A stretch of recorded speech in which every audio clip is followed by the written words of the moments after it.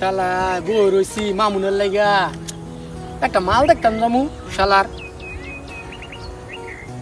একটা বইয়ে সিগারেট খাই কিরমু আরে ভাই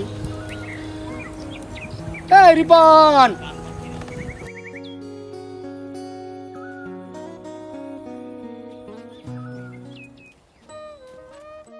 কি ভাই কোনো দরকার আছে? দরকার তো আসিল ওই দোকানতে যাইয়া আমার লাগে একটা মেরি সিগারেট নিস ধর আমি আপনার টা ধরেন, আমি এই কম দামে বিধবা সিগারেট আনতাম না। কি রে কম দামে বিধবা সিগারেট আবার কি এরি সানমুন স্টার রেডিয়েছে বিধবা সিগারেট। আপনি খাইবেন সাদা গোলাপ নাহলে লাল গোলাপ।